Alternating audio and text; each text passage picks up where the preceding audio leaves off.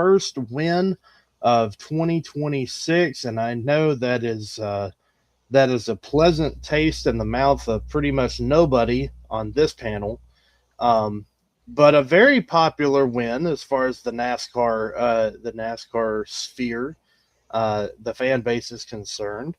A very popular win indeed, and probably even more so to that fan base. Probably even more so that it comes at the detriment of one Denny Hamlin.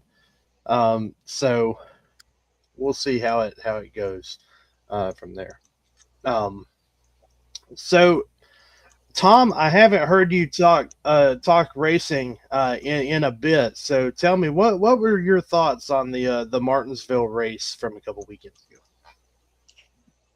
I gotta tell you, I like Chase Elliott. He's not my guy. He's not my guy, but I do like him. But I really like watching him beat Denny Hamlin. And I liked it even more the fact that Hamlin kind of gave the race away. If you rewind and look at the critical parts of the race, Hamlin missed a gear on a restart or had a bad restart. Something happened, and that set things up for Chase Elliott to take command of the race on the following restart because of how they were able to line up.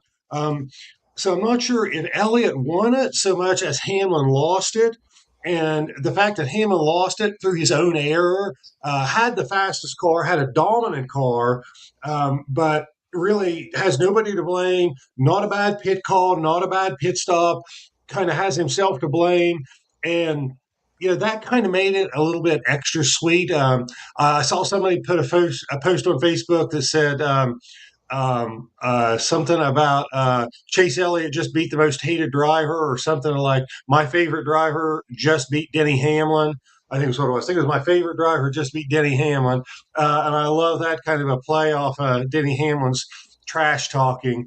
Um, so I did kind of enjoy that. I also think that Alan Gustafson gets a huge amount of credit for that because it was his pit strategy that put Chase Elliott up there. Elliott was good all day, but not great. But the pit strategy is really what put him in the position to take advantage of Hamlin's missteps. So a lot of things that went on there at the end. Most of the time, I want to see the guy who has the fastest car win. I feel like they earned it, they deserve it. I want to see the guy who has the fastest car win. But I was kind of glad to see Hamlin blow it. So sorry if I covered too much in that. But those were the key parts of the race for me, and they were parts that I really enjoyed.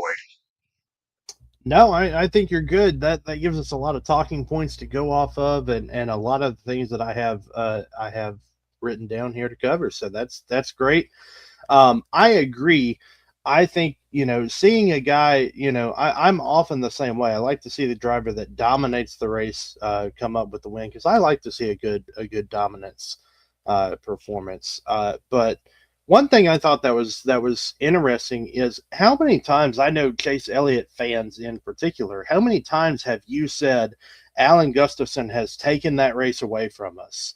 And for once, Alan Gustafson got it right by taking the gamble because Chase Elliott was nowhere near the lead. He was outside the top 10 a large part of the day. He scored no stage points in this race, and all of a sudden, just a decision to pit early for them just worked out, and it worked out in a big way. They got the caution they needed.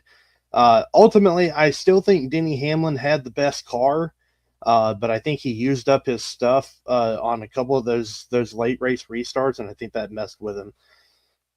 Dan, what are your thoughts on Chase Elliott's victory and Denny Hamlin's loss? I was probably rooting the most for Denny because, like you, I like seeing who dominates a race win a race. I don't like when last minute strategy comes into play. Granted, Gustafson did a great job as far as calling the race, and up to that point, really Chase was he a good car, but he definitely wasn't a race winning car at that moment. But with the pit stop, and then really I think Chastain really kind of lost the race for Hamlin, in my opinion. I think it kind of held him up at the restart, and more or less, basically was the reason Hamlin didn't win the race. I think overall it was a good race, though. I think some NASCAR is finally working on something that brings short tracks to a better light as far as the actual racing on track. So I think it was overall a good race, and I enjoyed most of it. What little bit of it I got to see in between what else I had going on that day, but no, I think overall it was a good race, and I'm excited to come back in the fall. Yeah, I agree. I would like to take a moment real quick since we're on the topic of Chase Elliott and Denny Hamlin, and I'm always trying to figure out a way that I can get a soundbite on these shows, um, rather than my voice just sounding like a host, like a news reporter. Um, Allow me to get a soundbite in here. Um, Here's a public service announcement to Chase Elliott fans. The reason we don't like Chase Elliott is has nothing to do with Chase Elliott. It's because of you. It's because of the fan base. Um, these fans at Martinsville were booing Denny Hamlin as he was publicly touting the accomplishment.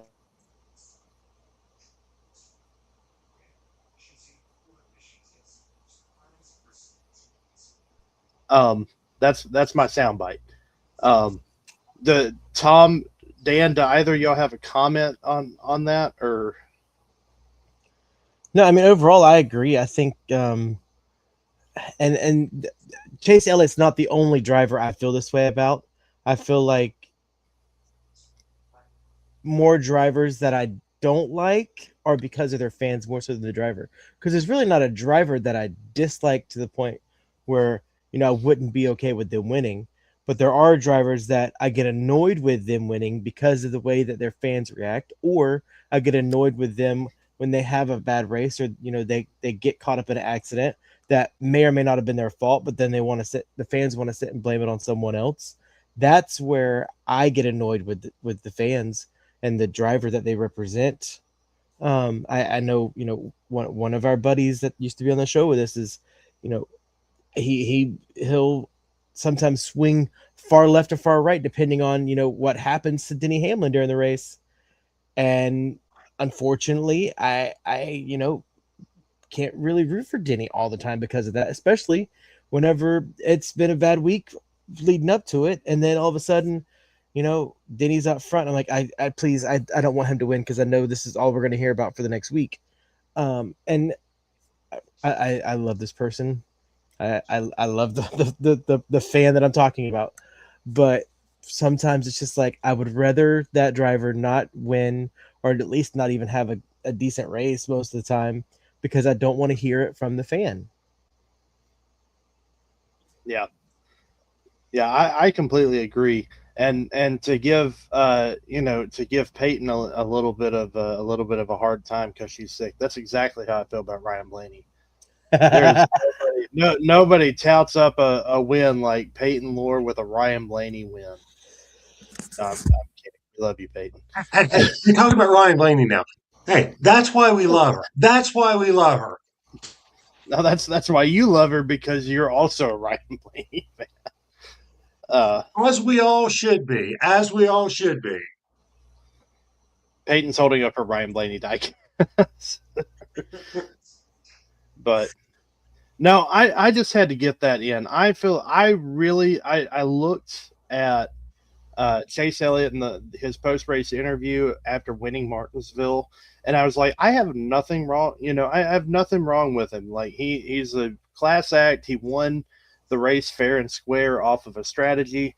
And then as soon as we get to Denny Hamlin's interview, the first thing Denny Hamlin does is hype up Chase Elliott's win and very professionally congratulate him. And the fans are behind him booing the crap out of him. And it's like, really? So that was, that was kind of my thoughts on that. Let's shift gears. As the resident old guy here, I was a Bill Elliott fan, okay? I was a raging Bill Elliott fan. So I kind of like Chase. And you're right, it's not him. It's the fan base. It's they are like the elitists of NASCAR. If you get sick of the Notre Dame and the Ohio State fan base, it's the same type thing. It's the elitist and the entitleist attitude that drives me nuts about the Chase Elliott fan base. Now, I will not say that I have a problem with the people that are Chase Elliott fans that I'm friends with, but it is the fan base as a whole. It is the millions of them that drive me nuts. And I'm saying that coming from somebody who was a diehard fan of his dad. And for whatever reason, maybe it's just times have changed. His dad's fans weren't like that, or at least I wasn't when I was a fan.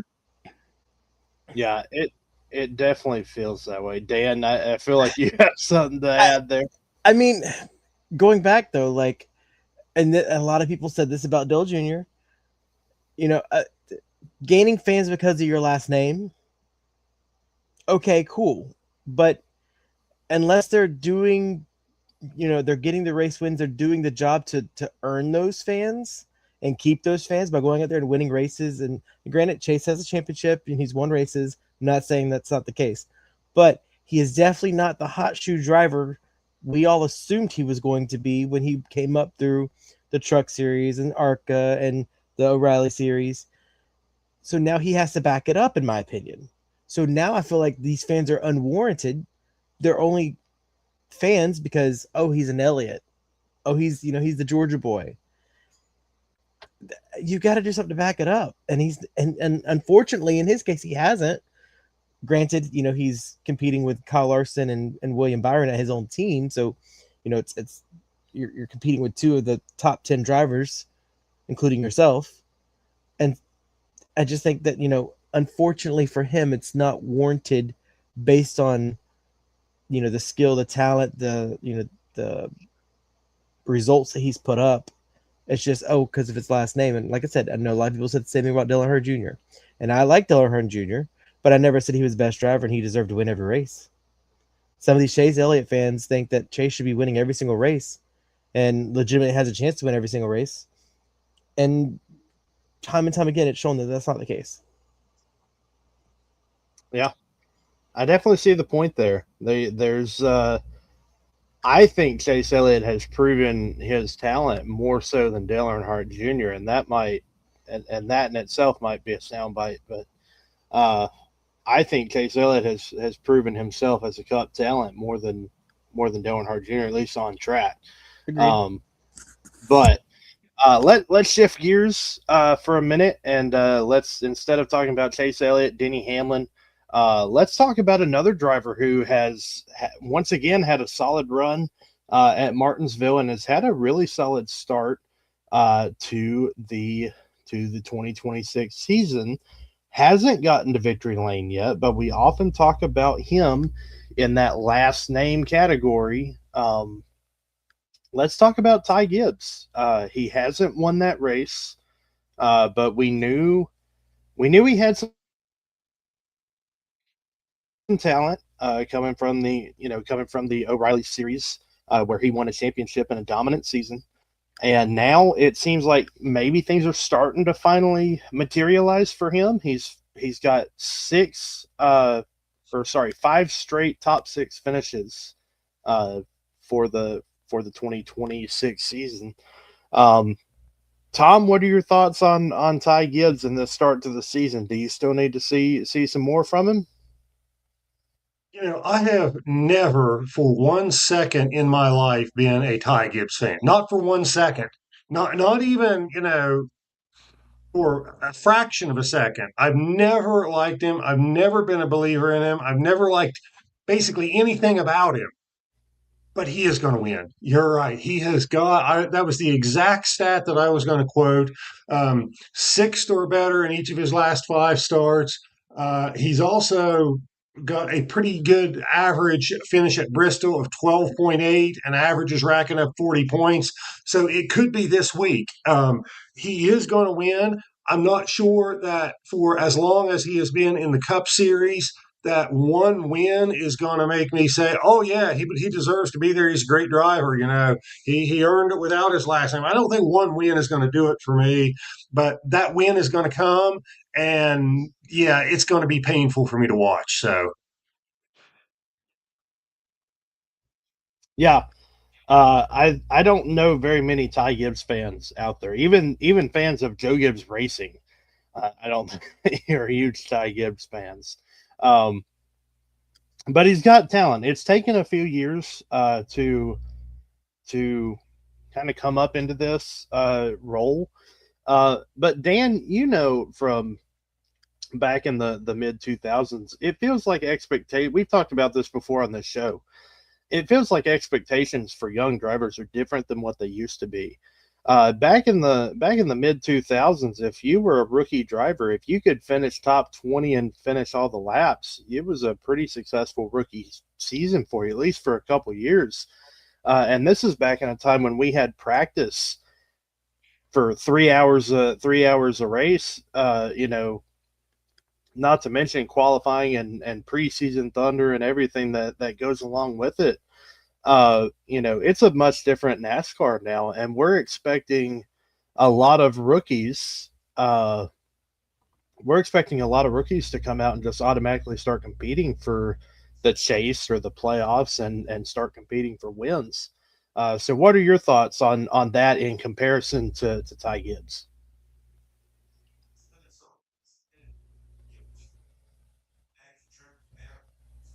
Your mic's muted, bud. Sorry. I think the thought process started to shift around 2000. If you go back and look, a lot of rookies didn't win races prior to 2000, basically 98, 2000 era when Dale Jr. and not Ross, Matt Kenseth came to the Cup Series. They both won their rookie season. They both, came out and did a great job. And then it became more and more frequent that a rookie would come in and run well. You had Ryan Newman, who came out and won poles, and Kurt Busch, who came out and won races, and you had Greg Biffle, who won his rookie season. You had a bunch of drivers, Casey Kane, who all came out and ran so well when they first got into the Cup Series that now that's the expectation. You come in, you run well, you got to be running up front from the jump. You don't get time to get used to the car. You don't get time to get used to running in the series against these top tier drivers. You just got to go, and compete from the jump. So that's where we're at now, where the mentality is, if you don't come in and win the first season or two, you're out the door. We're going to find someone else. And I think Eric Jones is a prime example of this. He came in the 20 car, did decent, competed. I think he won a couple races, but he wasn't good enough. So they shipped him down the street, and Christopher Bell came in. And Bell's done a heck of a job. But, I mean, who's to say that, a year from now, sorry, Chase Briscoe, we know we just brought you in and you made championship 4 last season, but you haven't done much this year. So, we got to find someone else. I mean, unfortunately, that's where we are in the current state of NASCAR. It's like we expect instant success, regardless of the talent level, regardless of the experience level. We want you to come in and win. And if you don't do that, we'll find someone else. Granted, they're not going to find someone else who, might be better or not. We don't know. But unfortunately for the, drivers that are coming up, unless your last name's Gibbs or Dillon, you're kind of out the door within a year or two. If you're not up front winning and leading laps and making the championship 4, stuff like that. So I hate it because it gives drivers, or doesn't give drivers, the amount of time to really sit and develop and learn their skill and their technique. But at the same time, it's, the expectation of, okay, well, we have sponsors who are paying the bills that, we expect to be running up front and winning races, winning championships. That's what they're paying the money for. And if they're not doing that, then we'll find someone who will. And I mean, right there, Connor Zilic, he came in, he dominated the Rally Series last year. Unfortunately, so far, he hasn't done much, but I think the expectation of Trackhouse this year going in for him might have been a little higher than what we thought Trackhouse, or might be higher than where Trackhouse really is.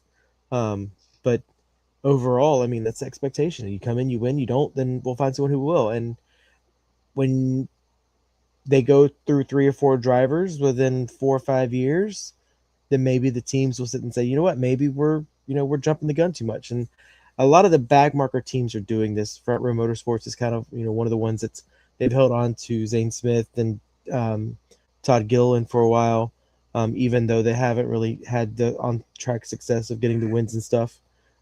Spire with Carson Hocevar, although Hocevar is definitely on the up and up in most people's eyes. So, yeah, I think unfortunately for the drivers, this is the current state of NASCAR, and it's not going to change anytime soon, unless for some reason the pipeline dries up and we don't have more drivers to bring up. But I mean, I don't ever really see that happening in NASCAR.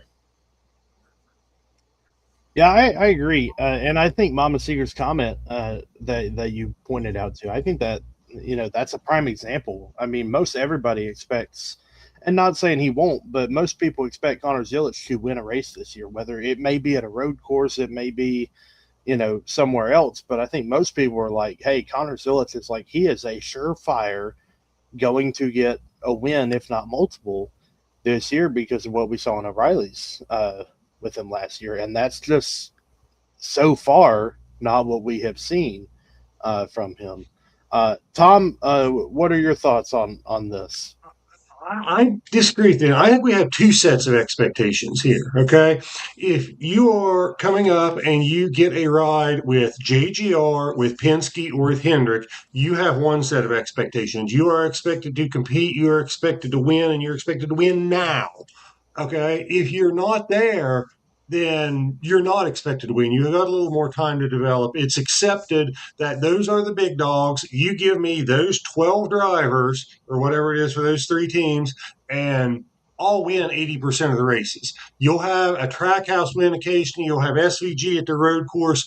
You might have RFK sneak one in. But for the most part, those 3 teams, that's 12 drivers out of a field of 37 or 38, and they're going to win 80% of the races. I think there is a different set of expectations for them versus everybody else. I think if you're not in that elite group, then you've got a little more time to develop. You've got a different set of expectations, different set of timelines. But if you come in and you're a Ty Gibbs and you come in to JGR equipment and you've won in the O'Reilly series, it's win and win now. So I think we're dealing with 2 sets of expectations based on what equipment you've got. So I think it's a little different take than Dan. I can see that. I definitely think if you're in one of those top tier rides, you're expected to develop more quickly than, or at least start showing the results a little bit quicker. And you look at, like, we use the Chase Elliott comparison a lot because Chase Elliott didn't win until his 3rd full-time season at the Cup level. But Chase Elliott still, even in his winless season, still finished top 10 in points both seasons that he went winless. So it's not like he was showing no results. He just didn't make it to victory lane.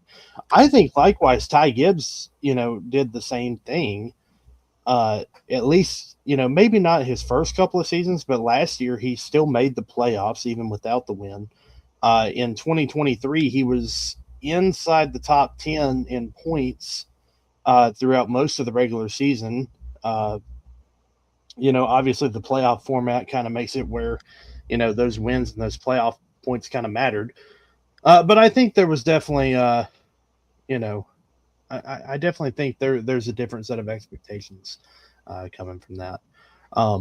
Great conversations. And one other thing, before we move on, we've got some lower series races to talk about as far as time constraints are concerned. But one other thing I wanted to look at here, we saw a pretty big, a classic Kyle Busch heated moment prior to the Martinsville race. Talking about the RCR equipment, and this kind of goes into our conversation talking about the different teams and different expectations. That's not just for young drivers; that's for veterans too. Kyle Busch qualified 30th at Martinsville, and he said he would need multiple cautions before lap 50 in order to stay on the lead lap. And truth be told, that was correct. Kyle Busch did go a lap down before the end of stage 1.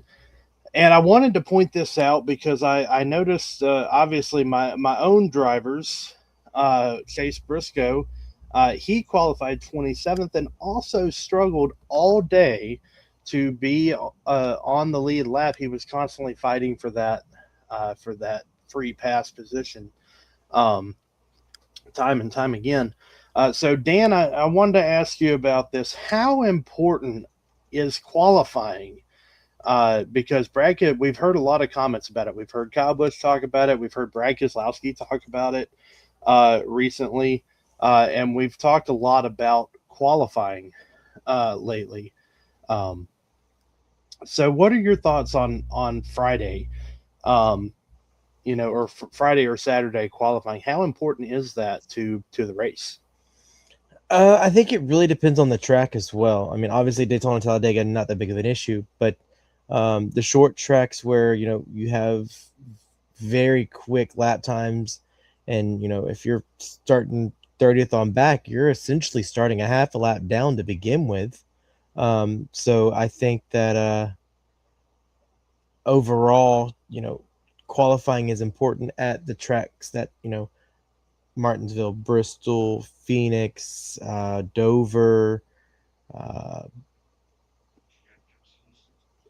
honestly, I'd say any track under a mile, or even at a mile, like Dover, New Hampshire, just because once everybody starts getting single file, if you're 30th on back, you're a half a lap down already, and that's not even like 10, 15 laps into the race.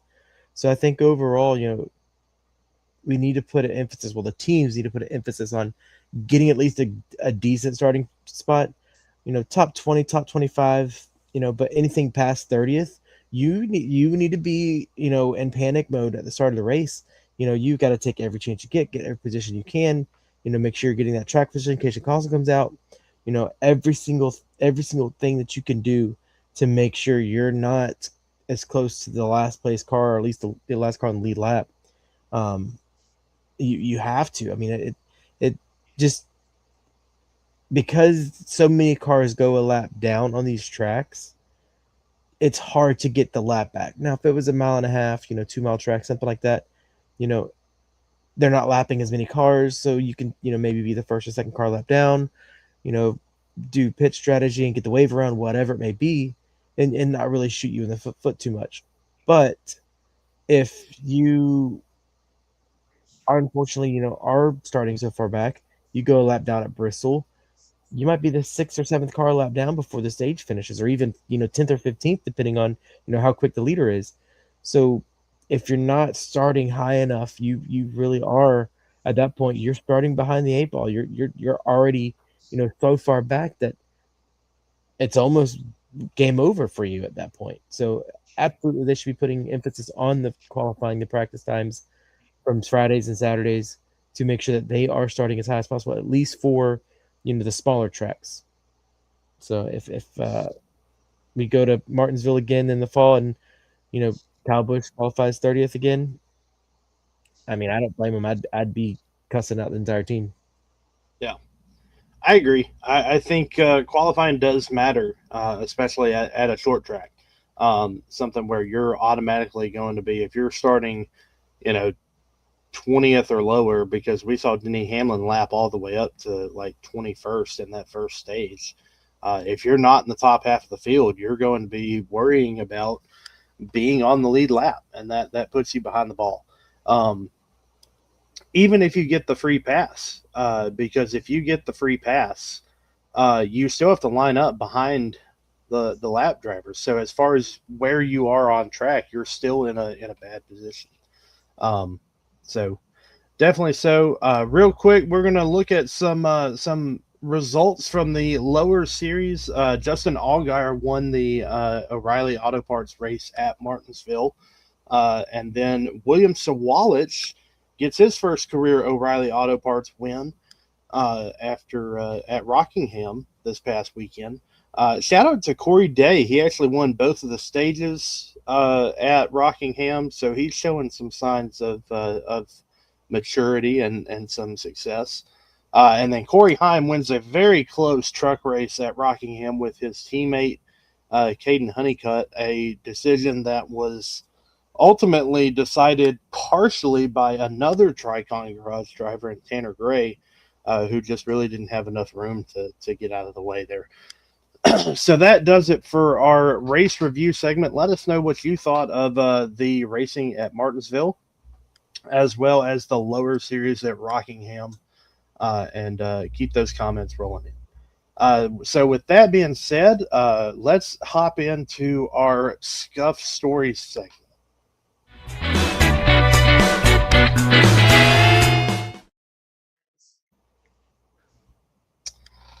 All right, we've got quite a few stories to go through. First and foremost, I think the most important story that we have to cover today is the one that just got announced earlier.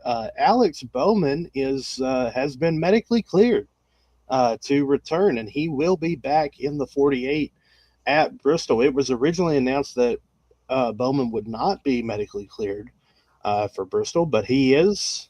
He's back. He's ready to go. And hopefully he can make something out of the season. Now, I want your guys' opinion on this. Do you think, Tom, I'll go to you first. Do you think Alex Bowman still has a chance to make it into the chase? Yeah. Period. End of story. Absolutely not. No, he will not be there. The chase will go on without him. I don't see it happening in any way, shape, or form. So, period. Amen. End of story on that one. Very, very solid remarks on that. Dan, what do you think? Do you think Bowman has a shot to make it to the chase? I mean, unless he comes out and wins like the next 15 races in a row, absolutely not. I agree with Tom. That I think Hendrick might get the owner's points for the 48 in the playoffs or the chase somehow, but the driver, no, absolutely not. Alex Bowman will not be in the playoffs or the chase starting, at where we starting out this year. Darlington, is that the first race of this playoffs? Chase? Yes. So hear me out. And I know that, and this kind of depends on whether you think Bowman's going to perform better or worse than he did before he was, because the 48 was having issues before all the health stuff. But that being said, he's currently 144 points back from 16th on the cut line, which if you divide that between the 19 races that we still have left in the regular season, he only has to gain 8 points per race on the cut line. And when I put that into perspective, it doesn't seem as undoable to me. I don't know what your thoughts are on that, or if you guys have looked into that math, but it doesn't seem like it's as far out of reach as certainly when I looked at it, it doesn't seem as out of reach as I thought. It's not that he has to go cover 8 or 10 or 9 points or whatever it is. That's not the issue. If you said I got to catch one person and I got to finish 8 or 10 spots better than them every week, that is something I can wrap my head around. It's the fact that there's 20 spots between here and there, that he's got to get at least 8 points better than the 16th person. Then he's got to also outrun the 17th and the 18th and the 19th and the 20th every week.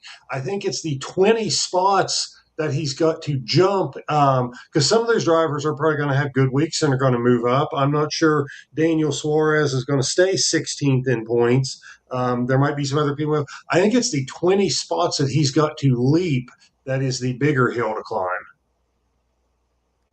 I can see that. I think, I look at these at going through the list though on a week-to-week basis. Like, who do we think he's going to to run better than.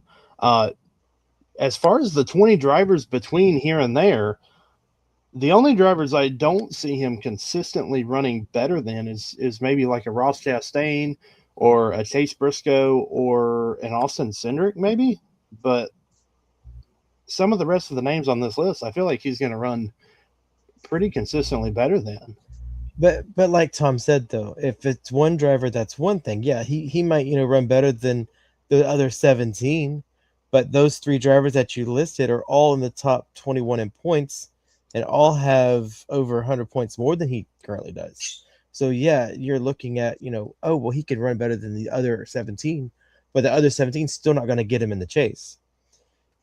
There's going to be weeks where he doesn't get a top 15. And these other drivers are going to get top 10s, top 15s. So yeah, he has to get 8 points more, but there's going to be weeks where he doesn't get as many. So to make that deficit up every single week over 20 different drivers, absolutely not. Absolutely. I definitely think it's out of it's a tall task. But when I looked at it, I don't think it's as impossible as it seems to be. I'm not saying I think that I think he's going to do it. I do think he can do it. So we'll see. We'll see how that goes. If it was Larson or Elliott, I would say yes, but it's Bowman. Let's remember this. It is Alex Bowman, not the top 1, 2, or 3 drivers of the team. Do you think that as far as the car go, do you think that he gets better equipment? Absolutely not. No. I think as far as Hendrick is concerned, the top 3 cars are the 5, the 9, and the 24, and then the 48 gets what's left.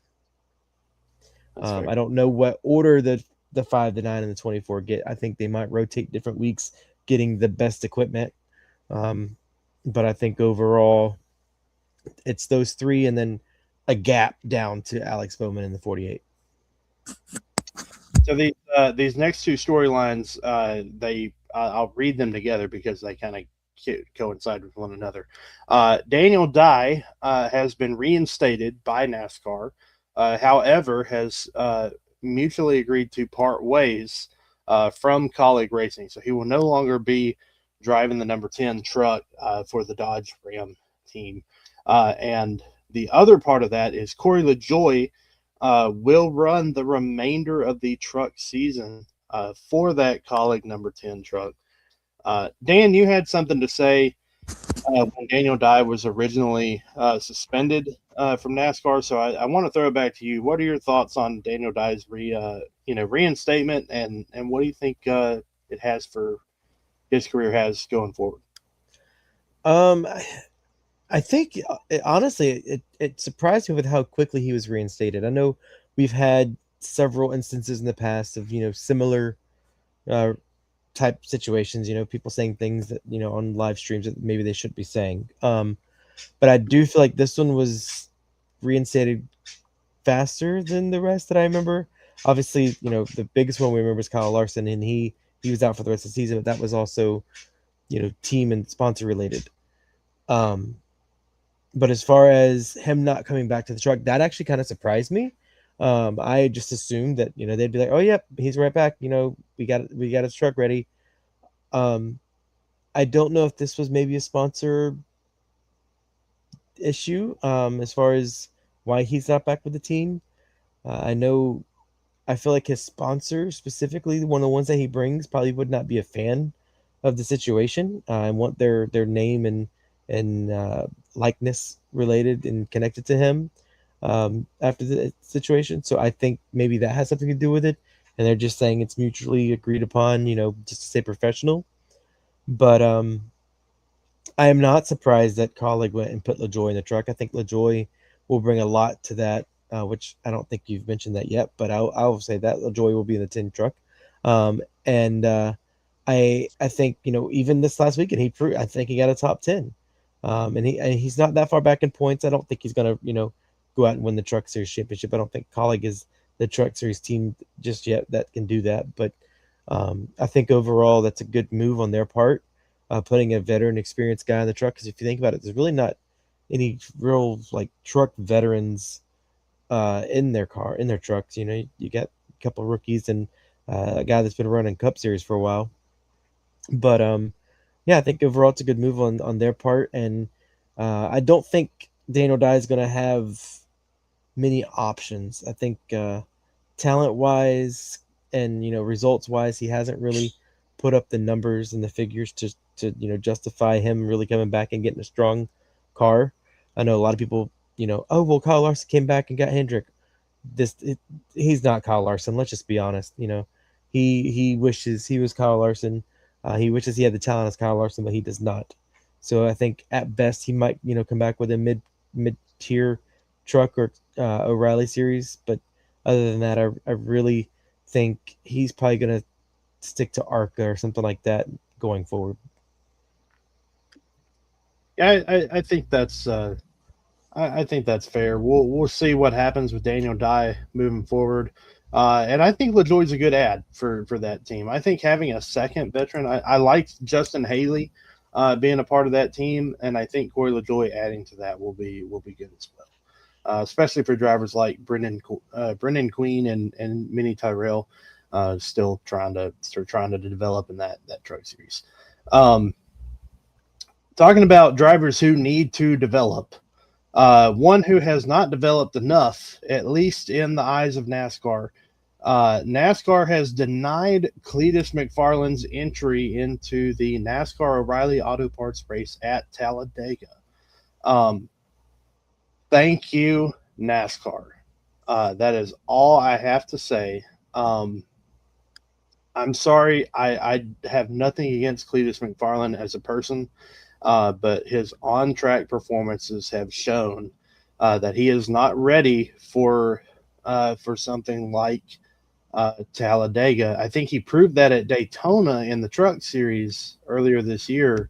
And bottom line is Talladega and Daytona, these are tracks that we can't have anybody who's not fully prepared to take on that challenge. You've got 30 to 40 cars or trucks out there on track, all at high speeds, all close together. This was, in my opinion, absolutely the right call. Tom, what are your thoughts on NASCAR's decision here? I don't know how they let him in Daytona. So yes, this is absolutely the right call. You want to go out and go at Martinsville where you're running 90 miles an hour. Okay, maybe that's a good place to test yourself and see what you got. Not when you are nose to tail at 180 miles an hour. To me, there's a big difference between doing this and you're an inexperienced driver trying to figure out how this stuff works when you're at Martinsville versus Talladega. You might tear up some equipment at Martinsville. You're putting people's lives in danger at Talladega. I think this is absolutely the right call. Nothing against the guy. I think he's entertaining. I love his attitude. He knows he doesn't have the background, and he is so grateful for the opportunity and is trying to learn and trying to get better, but he's not there yet. I like the guy. I hope we get to a point where he does race Talladega and everybody's comfortable having him on the track at Talladega, but he's not there yet. And I think it's the right decision for NASCAR. I think it's the right decision for everybody racing. I think it's the right decision for Cletus. So I think it's a good decision. I like the guy. I would like to see him get to the point where he is out there and that everybody is comfortable with him, but he's not there yet. And this is the right decision. And I don't think very many people are going to disagree with it. Yeah, I agree 100%. I think, I agree. I want him to get to that point where he's developed and he can run it.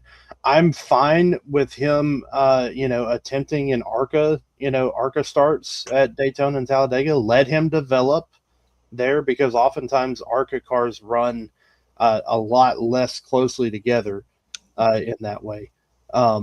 Typically in ARCA, you see these breakaways of 5 to 7 cars. So it's not quite as dangerous. Let that happen.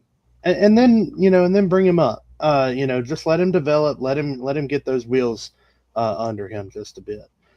Speaking of Talladega, some more announcements from here. Here's another two-parter.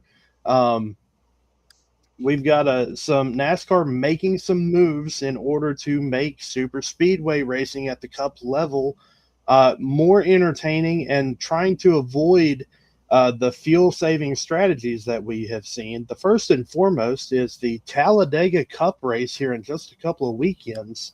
The stage lengths have been altered to where the second and third stages are only 50 laps apiece, and then all of the remaining laps will be a part of that first stage, which will be over 100 laps in length. This will essentially take out the fuel saving strategy, certainly in those final two stages, because you will not need to save fuel, because you will not have to pit in the final stages.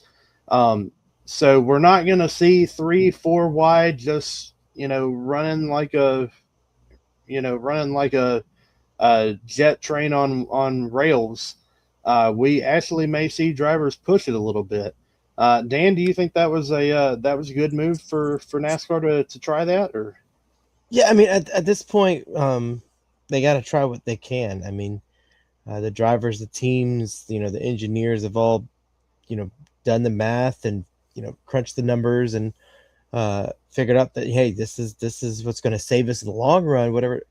But it's not entertaining to the fans. I don't think NASCAR really wants to see it.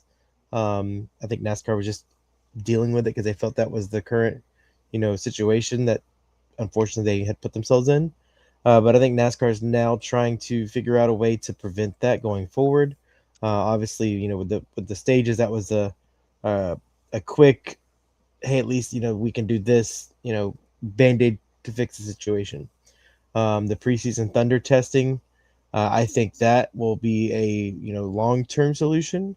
Figure out a way. I know back in the day, in the 90s, the Gatorade 125 was the qualifying race at Daytona to get into the 500. Well, then I believe it was Terry Labonte went one year and he was able to go the entire race without having to pit. Well, NASCAR's like, oh well, we can't have that. We got to have pit stops in the races. So then they bumped it up to 150-mile races, and that's when we got the Gatorade duels and where we're at now with the 150. So I mean, NASCAR has been known to make changes based on the engineering, the calculations of the teams. And so I think, this is just NASCAR's next step to create that situation that leads to them, getting a permanent solution. So I'm all for it. I think, the testing will be more of a factor than the stages. But I think this upcoming race at Talladega will be a test just to see if that works. If that still makes the drivers want to, to drive full throttle the entire time, or if they just want to sit around and ride again. So, a step in the right direction for sure. yeah, I agree with that. And I agree that the preseason thunder, I think that's where we're really gonna get some answers to the super speedway package and how we can better fix the racing. But that won't be until 2027. We haven't had any announcements as far as the other. We haven't had any announcements as far as the stage lengths for the other super speedway races, like the Daytona later in the year or Talladega in the fall. But I'm sure NASCAR is going to see how this works in a couple of weeks, and then they're going to see if they can adjust those other two stage lengths. I would think. I don't know if we have this problem at Atlanta all that much, but I think Daytona and Talladega they'll look at this. One other news story. I looked back at our previous scripts and I was like, when was the last time we talked about Legacy Motor Club adding some form of leadership to their team? Oh, it was 2 weeks ago. It was the last script I wrote. But here we go. We've added another one. I do think this is a good ad. Legacy Motor Club has added former JGR COO Michael Gutilla as their team president. Great hire, I think. Obviously, someone who knows what they're doing. But please, for the love of God, Legacy, figure out what you're doing. I think Jimmy Johnson is handing out leadership roles at Legacy like we're on an episode of Oprah. Um, I mean, I think this is, I think that's just fantastic. Maybe I can get a leadership role at Legacy Motor Club, because why not? Um, but anyways, that pretty well wraps up our Scuff story segment. We're crunched on time as we typically are. I had a feeling after 2 weeks of news stories, we might push it a little bit on time. But let's talk about Bristol in our race preview segment.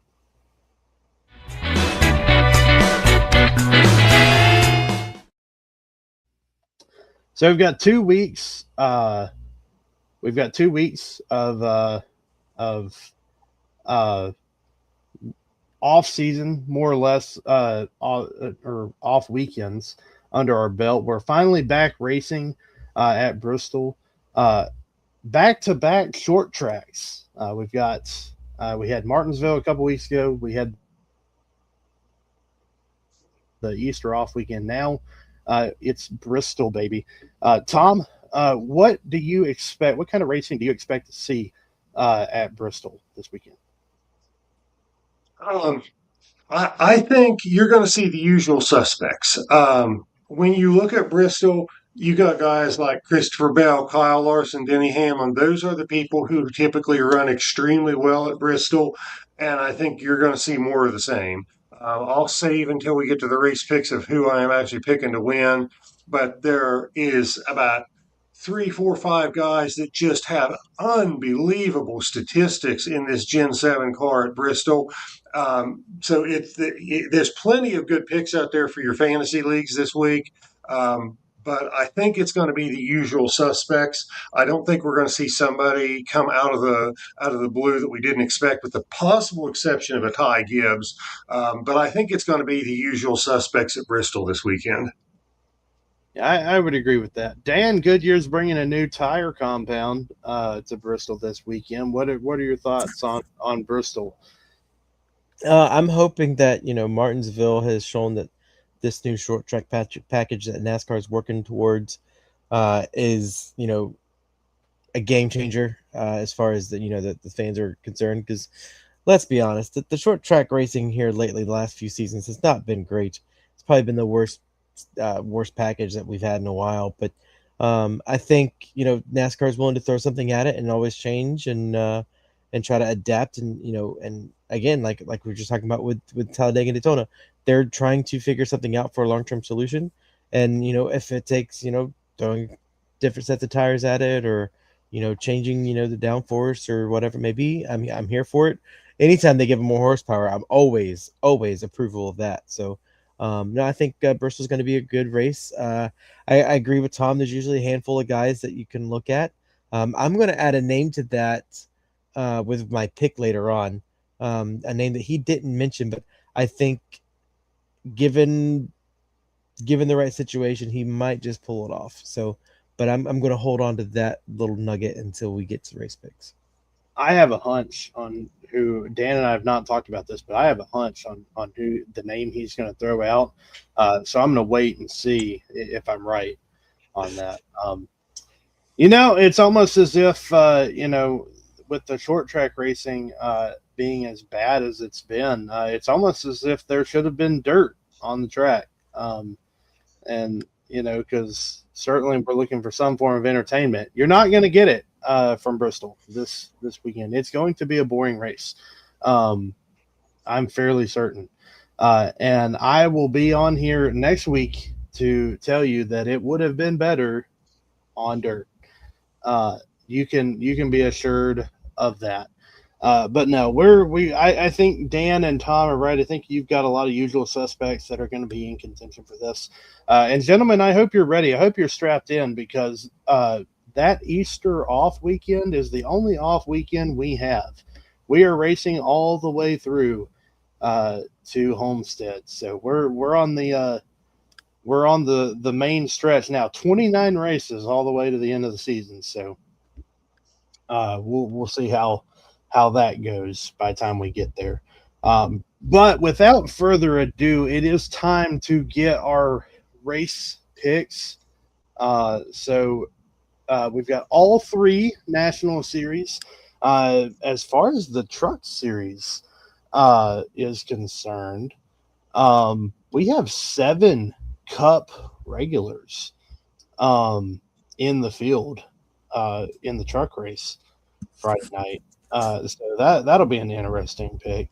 I love how Peyton is utilizing the pole aspect. Should Bristol have dirt? I feel like I'm in the minority on that, but I'll forever hold true. But I'm interested to see how Bristol goes. But Tom, let's get your picks. Who do you have winning these 3 races this weekend?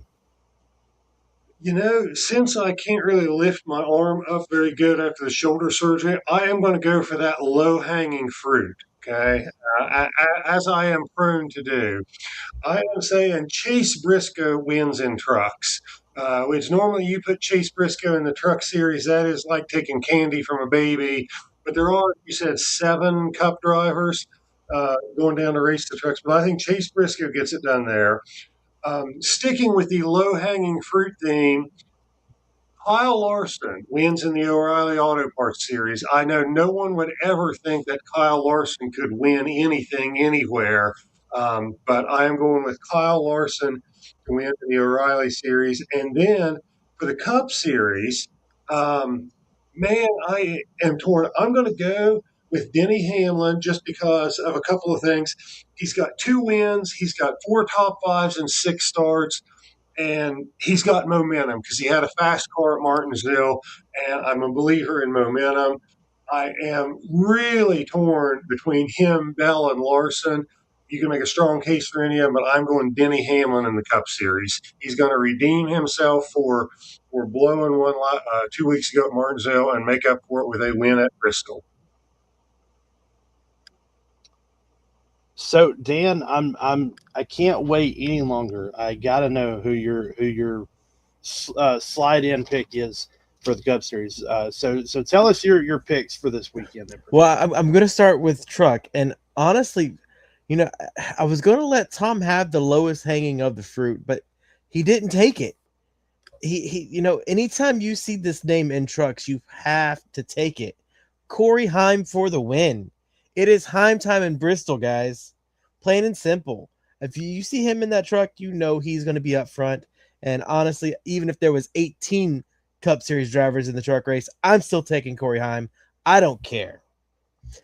For O'Reilly Auto Parts Series. Sorry, one of these days I'm gonna get it right every time. But until then, for the O'Reilly Auto Parts Series, I unfortunately I do have to agree with Tomlin. So I think Kyle Larson. The only person who's going to have a shot is Connor Zillage, but he's not having the season that he did last year. So absolutely, it's gonna be Kyle Larson in the O'Reilly Series. All right, there's a guy who has been racing at Bristol since 2000, or in the Cup Series since 2009, I believe was his first Cup race there. He currently has 600 career starts in the Cup Series. He has 36 wins, and at least a handful of those have come or a couple of those have come at Bristol. He hasn't won there since 2020. He's now a team owner, not just a driver, but I got Brad Keselowski. I think this season RFK has shown tremendous improvement as a team, all 3 drivers. And I think Bristol's always been one of the top tracks for Brad. So absolutely 100%. I take Brad Keselowski. I think, a lot of people will remember his quote from back in the day of Kyle Busch is an ass. That's all we need to know. Well, I got to say that was not the that was not the direction I thought you were going. It was kind of the general direction. I thought you were going to say Ryan Preece with his short track experience. However, you guys both tried to go for low hanging fruit, and you guys left the lowest hanging fruit in the truck series. Oh boy! Do you not know where we're at? we're at Bristol, and we're talking about a cup.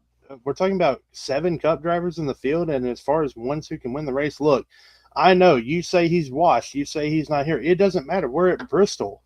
Kyle Busch is going to win the truck race. There's no look. It doesn't matter. He may not be able to win at the cup level, but that 7 truck can win when he's behind the wheel, and it has won with him behind the wheel.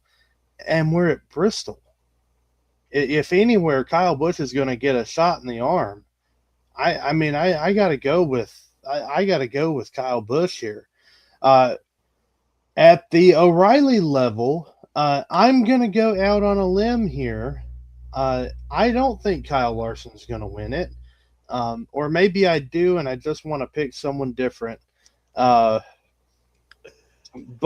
there's another junior motorsports driver that I have an eye on. We just saw William Sawalich get his first career victory. I think someone else that's due for his first career victory, and someone who ran pretty well at Bristol last season, I think Carson Quapple gets his first win at the O'Reilly level.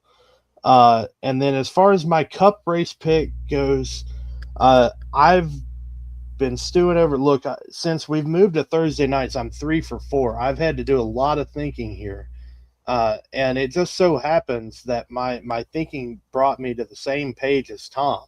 I think Denny Hamlin wins the cup race on Sunday. I think he's got the momentum going, like Tom said, and I think he's got it going. He's also proven to be good whenever Goodyear brings a new tire compound to Bristol.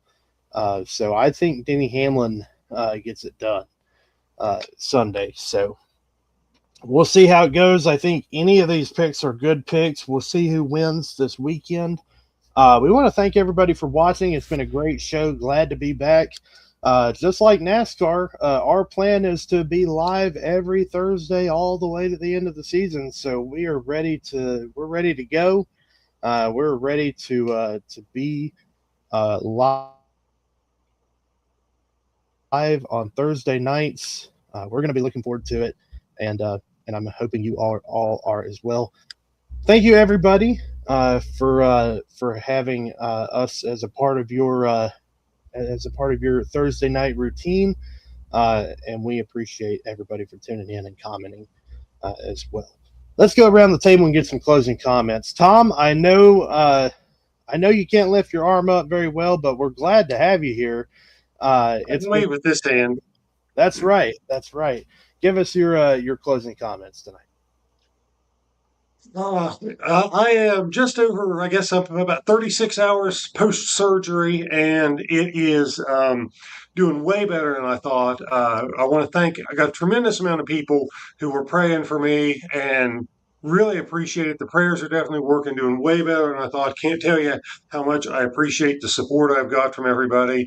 But this is 2 shoulder surgeries in 2 years, so I would like to ask whoever has got my voodoo doll to please give it a rest, okay? I am running out of shoulders to be operated on, and I really don't need you moving on to other body parts here. So whoever's got the voodoo doll, just give it a rest for a little bit, okay? So that is my closing comment, other than to say it's great to see you guys again and great to be back. And I'm so thankful for all the support I've got as I've gone through this surgery.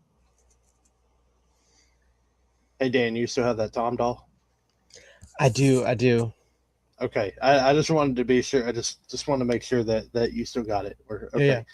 Do Anyway. you pass it back and forth, or do you like each have one and you just alternate, sticking the needles in it, or how do you guys do this? We just talk about it. All we got to do is I just tell Dan, be like, hey, do whatever kind of Florida, what kind of Florida magic you want to do on it, and just.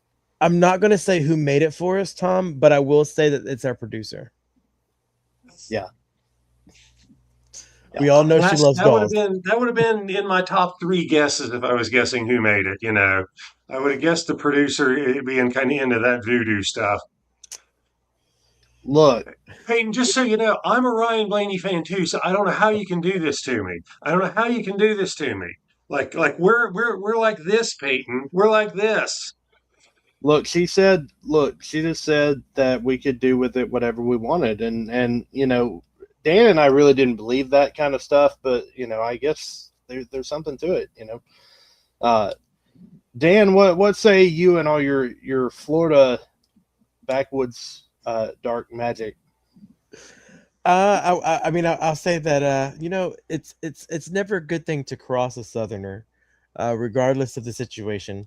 We have more information and knowledge than a lot of people give us credit for. But as far as closing remarks and comments, it's always fun to hang out with you guys. I was excited that this weekend happened to fall, on a no NASCAR weekend or no Cup Series weekend, anyways. As I was driving back and forth to Miami and chauffeuring around some people, but no, I'm excited about Bristol. Bristol's always been a track that I enjoy to watch, even when they say the racing's terrible. So I'm excited to watch that, and that Cup Series is back on track, and we have two open cars, I believe. So we're gonna have a 38 car field. So I'll take it. No, it's 37. Never mind. There's only one. Anyways, but still, we have more. We have an open car. That's always makes me happy. But we'll be back next week, Thursday, 8 o'clock. We'll see. What we're going to be talking about then. Hopefully it's a Brad Keselowski win, because I think he deserves to win his 601st Cup Series start. I certainly wouldn't hate a Brad Keselowski win. I'm not saying it's at the top of my list, but there's definitely some drivers. I would much rather see Brad Keselowski win over Denny Hamlin, and I picked Denny Hamlin to win it. So, so we'll see how that goes. But we look forward to seeing you all next Thursday night. And remember, whatever kind of racing action you see this weekend, it would have been better on dirt. We'll see you guys next week. Be sure to like, comment, subscribe, and follow, and have a great week, everybody.